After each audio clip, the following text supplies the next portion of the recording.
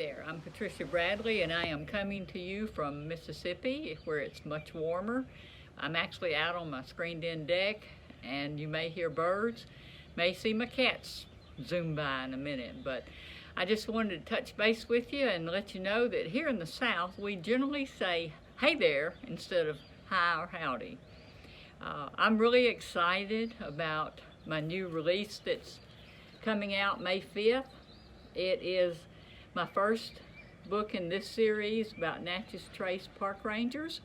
Let me read you the back cover copy. The Natchez Trace Parkway stretches 44 miles from Nashville to Natchez, the oldest town on the Mississippi River.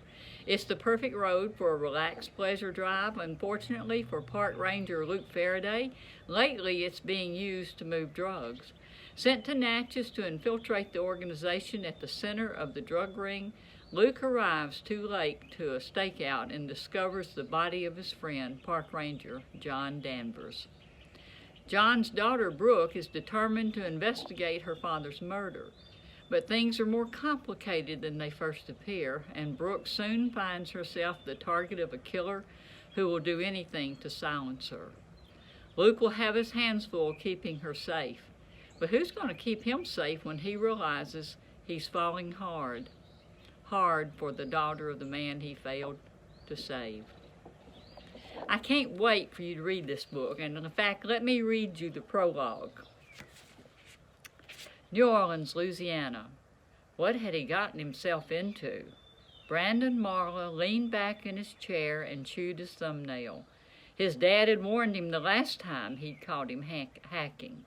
Son, breaking into someone's files you have no business being in is wrong, and it's going to get you in trouble. Just don't come crying to me when it does. But hacking was as addictive as the heroin he'd been hooked on 2 years ago. And when he found an open port in the Boudreaux Enterprises system, Brandon couldn't help himself. Not after he cracked the password in less than 2 minutes. Didn't make it right, though. Brandon jiggled his legs, hesitating as the keyboard lured him. Now that he'd found one secret file, he might as well go all in. Sucking in a breath, he hunched over the computer again, his fingers flying across the keys as he unlocked another file. A spreadsheet popped up on the screen listing banks he'd never seen in his job as bookkeeper for Justin Boudreaux. He straightened his back and tightened his muscles. Just to make sure his assumptions were correct, he copied a number in one of the columns and opened Google. Sure enough, the search engine returned hits for Fidelity Trust in the Cayman Islands. He repeated his search with numbers from another row, another financial institution, this one in Switzerland. He totaled the accounts, at least 30.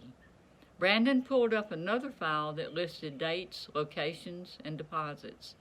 When he brought up both files side by side on his screen, it all clicked into place. He was looking at a classic case of money laundering. The company he worked for was blending funds and then depositing the laundered money in offshore accounts. Brandon drew in a shaky breath. Oh boy.